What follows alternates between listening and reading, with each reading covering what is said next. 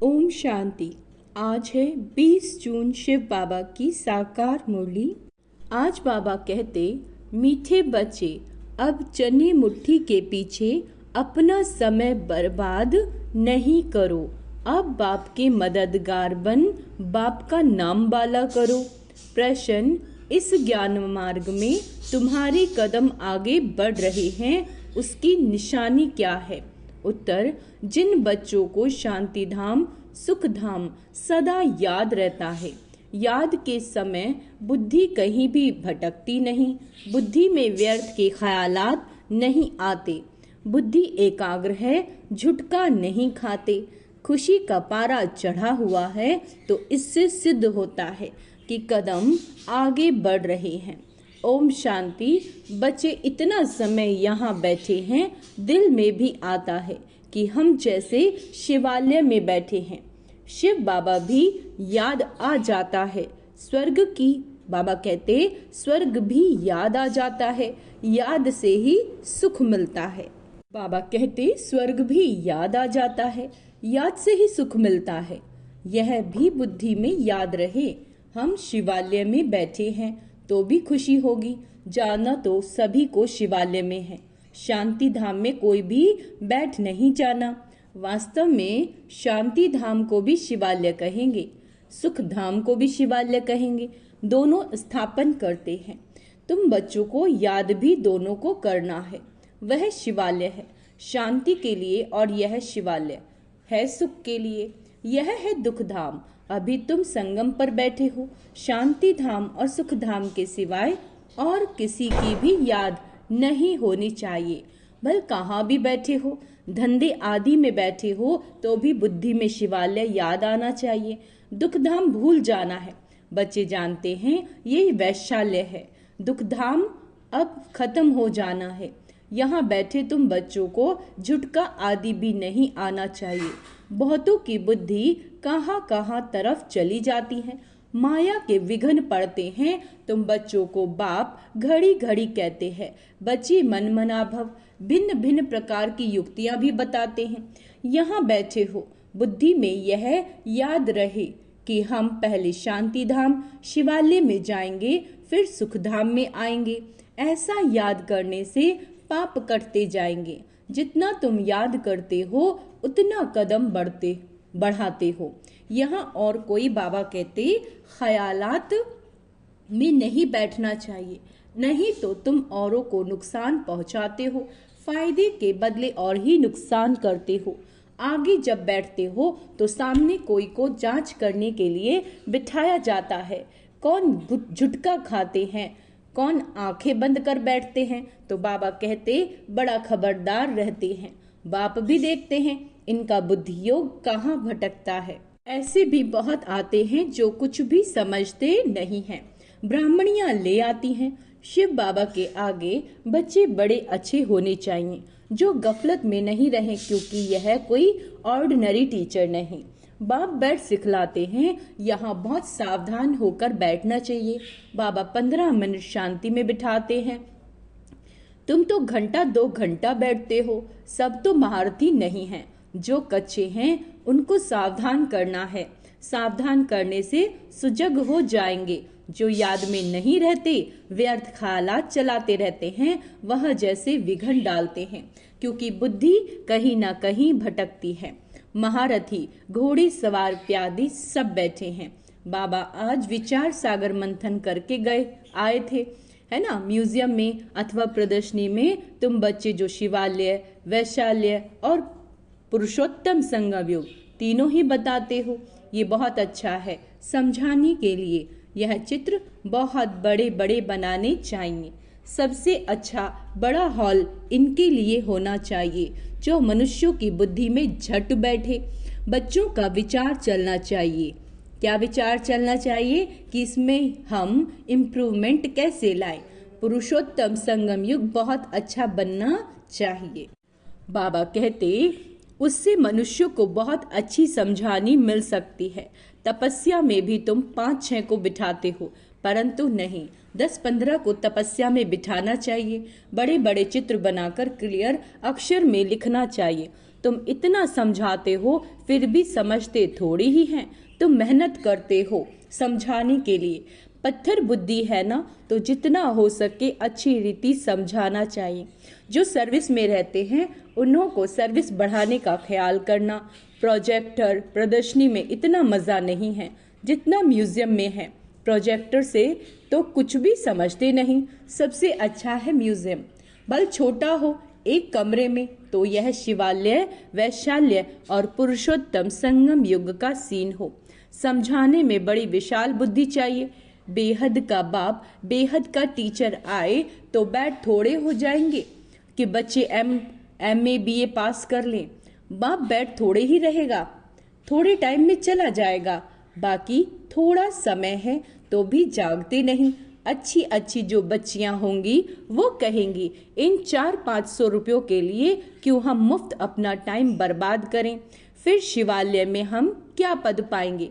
बाबा देखते हैं कुमारियां तो फ्री हैं, भल कितना भी बड़ा पगार हो तो भी यह तो जैसे मुट्ठी में चने हैं।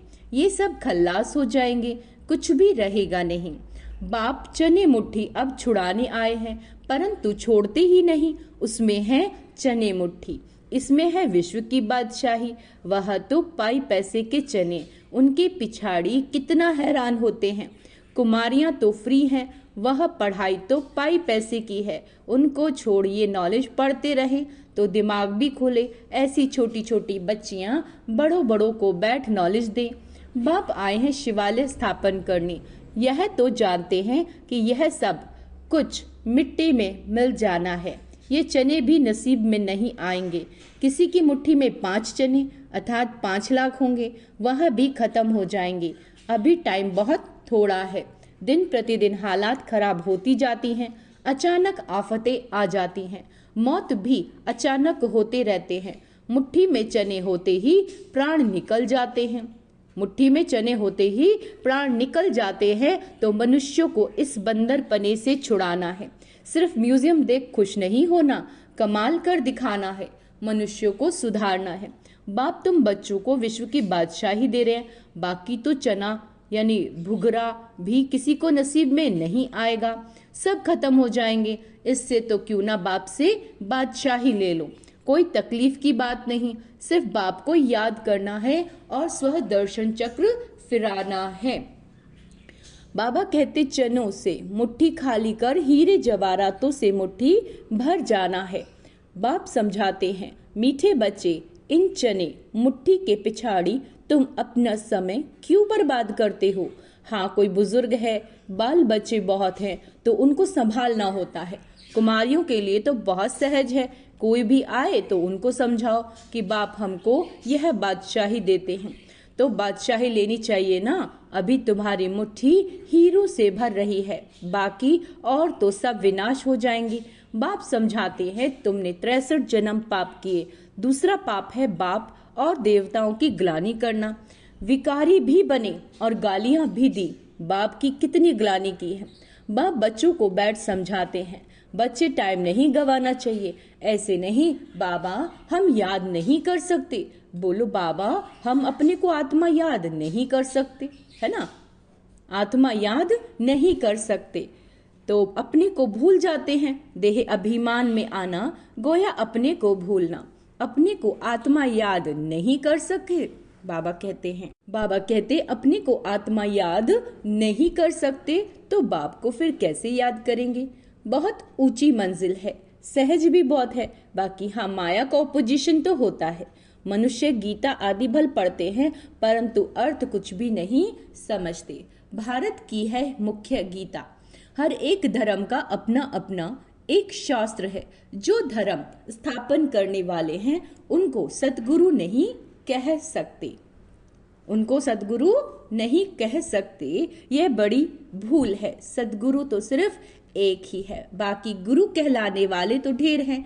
कोई ने कारपेंटर का काम सिखलाया, इंजीनियर का काम सिखलाया तो बाबा कहते वो भी गुरु हो गया। हर एक सिखलाने वाला गुरु होता है। सतगुरु एक ही है। अब तुमको सतगुरु मिला, वह सत्य बाप भी है तो सत्य टीचर भी है। इसीलिए बच्चों को जायज़ी गफलत नहीं करनी चाहिए।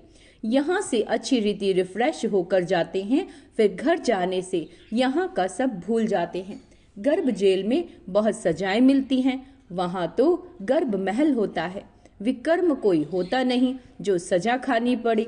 यहाँ तुम बच्चे समझते हो हम बाप से सम्मुख पढ़ रहे, बाहर अपने घर में तो ऐसे नहीं कहेंगे, वहाँ समझेंगे भाई पढ़ाते हैं। यहाँ तो डायरेक्ट बाप के पास आए हैं। बाप बच्चों को अच्छी रीति समझाते हैं। क्या करते हैं बाबा? बच्चों को अच्छी रीति समझाते हैं। बाप की और बच्चों की समझाने में फर्क हो जाता है। बाप बैठ बच्चों को सावधान करते हैं, बच्चे बच्चे कह समझाते हैं। तुम शिवालय और वैशाल्य को समझते हो, बेहद की बात है। बाबा कहते ये क्लियर कर दिखाओ तो मनुष्यों को कुछ मजा आए। वहां तो ऐसी ही हंसी कुड़ी में समझाते हो, सीरियस हो समझाओ तो अच्छी रीति समझे। रहम करो अपने पर।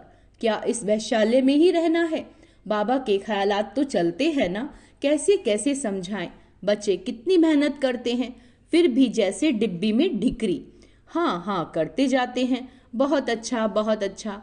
गांव में बाबा कहते समझाना चाहिए, खुद नहीं समझते। साहूकार पैसे वाले लोग तो समझेंगे भी नहीं। क्या कह रहे हैं बाबा कि जो पैसे वाले लोग हैं वो तो समझेंगे भी नहीं, बिल्कुल अटेंशन ही नहीं देंगे, वह पिछाड़ी में आएंगे। फिर तो टू लेट हो जाएगा, ना उनका धन काम में आएगा, ना योग में रह सकेंगे। बाकी हाँ सुनेंगे तो प्रजा में आएंगे। गरीब बहुत ऊंचा पद पा सकते हैं। तुम कन्याओं के पास क्या है? कन्या को गरीब कहा जाता है। क्या कह रहे हैं बाबा? कन्याओं को गरीब कहा जाता है क्योंकि बाप का वर्षा तो बच्चों को मिलता है, बाकी कन्यादान दिया जाता है, तब विकार में जाती है। कहेंगे शादी करो तो पैसे देंगे, पवित्र रहना है तो एक पाई भी नहीं देंगे। मनोवृत्ति देखो कैसी है। तुम कोई से भी डरो मत, खुली रीति समझाना चाहिए, फुर्ती होना चाहिए। तुम तो बिल्कुल सच कहते हो। ये है संगम युग, उस तरफ है चने मुट्ठी और इस तरफ है हीरे की मुट्ठी। बाबा कहते अभी तुम बंदर से मंदिर लायक बनते हो, पुरुषार्थ कर हीरे जैसा जन्म लेना चाहिए ना। शक्ल भी बहादुर शेरनी जैसी होनी चाहिए। कोई कोई की शक्ल जैसी रीढ़ बकरी मिसल है, थोड़ा आवाज से डर जाएंगे तो बाप सभी बच्चों को खबरदार करते हैं। कन्याओं को तो फंसना नहीं चाहिए, और ही बंधन में फंसेंगे तो फिर विकार के डंडे खाएंगे। ज्ञान अच्छी रीति धारण करेंगी तो विश्व की महारानी बनेंगी कन्याएं। बाप कहते हैं मैं तुमको विश्व की बादशाही देने आया हूँ, परंतु किसी किसी के नसीब में नहीं है। क्या कह रहे हैं बाबा? किसी के नसीब में नहीं है। बाप है ही गरीब निवास, गरीब है कन्याएं। माँ बाप शादी नहीं करा सकते तो दे देते हैं, तो उनको नशा चढ़ना चाहिए। हम अच्छी रीति पढ़कर पद तो अच्छा पाएं। अच्छे स्टूडेंट जो होते हैं वो पढ़ाई पर ध्यान देते हैं। हम पास विद ऑनर हो जाएंगे, उसको ही फिर स्कॉलरशिप मिलती है। जितना पुरुषार्थ करेंगे उतना ऊंचा पद पाएंगे, वह भी 21 जन्म के लिए। यहाँ है बाबा कहते अल्पकाल का सुख, आज कुछ मर्तबा कल मौत आ गया, खल्लास है ना। योगी और भोगी में फर्क है ना। तो बाप कहते गरीबों पर ज्यादा अटेंशन दो, साहूकार मुश्किल उठाएंगे। सिर्फ कहते हैं बहुत अच्छा, ये संस्था बहुत अच्छी है, बहुतों का कल्याण करेगी, अपना कुछ भी कल्याण नहीं करते। बहुत अच्छा कहा, बाहर गए खल्लास। माया डंडा उठाकर बैठी है जो हौसला ही गुम कर देती है। एक ही थप्पड़ लगने से अकल चट कर देती है। बाप समझाते हैं भारत का हाल देखो क्या हो गया है। बच्चों ने ड्रामा को तो अच्छी रीति समझा है। शब्द पर ध्यान देंगे, ड्रामा।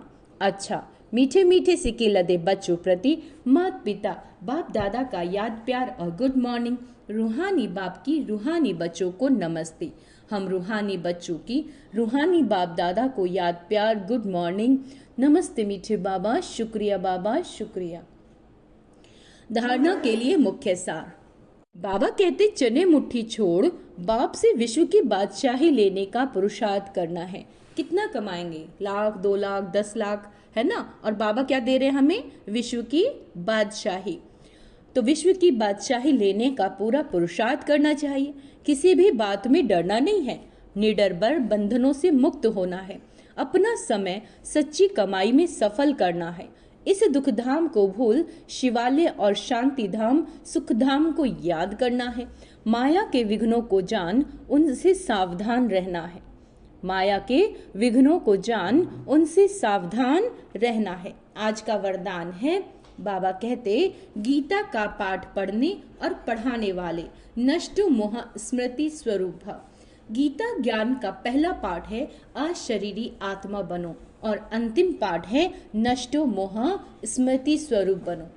पहला पाठ है विधि और अंतिम पाठ है विधि से सिद्धि। तो हर समय पहले स्वयं को ये पाठ पक्का करो, फिर औरों को पढ़ाओ। ऐसे श्रेष्ठ कर्म करके दिखाओ जो आपके श्रेष्ठ कर्मों को देख अनेक आत्माएं श्रेष्ठ कर्म करके अपने भाग्य की रेखा श्रेष्ठ बना सके। स्लोगन, परमात्म स्नेह में समाये रहो तो मेहनत से मुक्त हो जाओगे। अच्छा, ओम शांति। तो आज का सुमान अभ्यास करेंगे। मैं नष्टो मोह आत्मा हूँ।